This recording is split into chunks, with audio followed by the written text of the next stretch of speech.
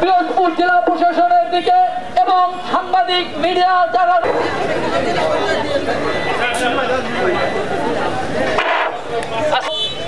আমাদের ১ নং ওয়ার্ডের অত্যন্ত সুপরিচিত রাসেল এবং এই রাসেলকে যারা হত্যা করেছে এর নেপথ্যে যে সকল বড় বড় নিয়ম সাংবাদিক ভাইদেরকে আজকের এই অরিজিনাল যে ঘটনাটি পিরোজপুর শান্ত পরিবেশে যাতে কোনো অশান্তি সৃষ্টি হয় এবং অশান্তির সৃষ্টি আপনাদের এই লালসার দৃষ্টি আকর্ষণ করবে আর কত বন কাটবে কার্যকর করার দাবি জানাচ্ছি। ধন্যবাদ সবাইকে। একমাত্র আদরের ছেলে সন্তান তার ৩ বোন রয়েছে এবং শান্ত পরিবেশকে তারা অশান্ত করছে।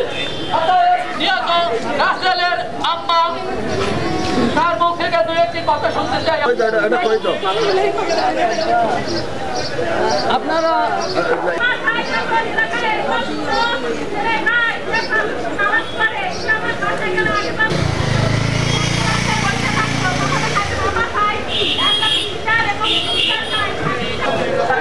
কিছু আছে আমরা আগে লোকের কাছে দেখতে চাই।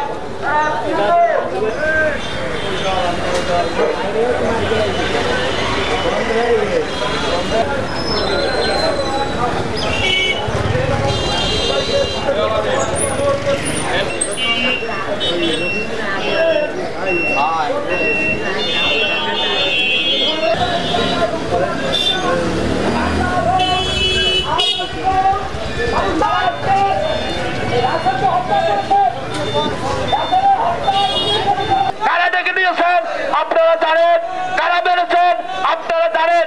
আপনাদের কাছে বিনীতভাবে অনুরোধ করবো এর বিচার যেন সুন্দরভাবে হয়। প্রধানমন্ত্রী দৃষ্টি আকর্ষণ করছি, আমরা আওয়ামী লীগের ঘরের সন্তান, আমরা আওয়ামী লীগ করি, এর মানে এই নয় মানুষকে হত্যা করে রাজনীতি করা। গত ২৩ এপ্রিল প্রকাশ্য দিবালোকে একদম আসামি বাইজিদ হোসেন সে তার বাড়িতে রাসেলকে ডেকে নেয়। আমার আব্বার বিচার চাই, বাবা আমি ফাঁসি চাই। ওর মা কোথাও খুদাই যায়, কোথাও আর কোনোদিন পিরোজপুর শহরে সবাই এলাকায় উঠতে না পারে। আপনার কাছে আমি হাত জোর করি, আজ তোমাকে আমি ভাত খাই না। আমার আব্বাই বলছে মা আমি এসে ভাত খাবে একসাথে, সেই ভাত খাওয়াই না। কিন্তু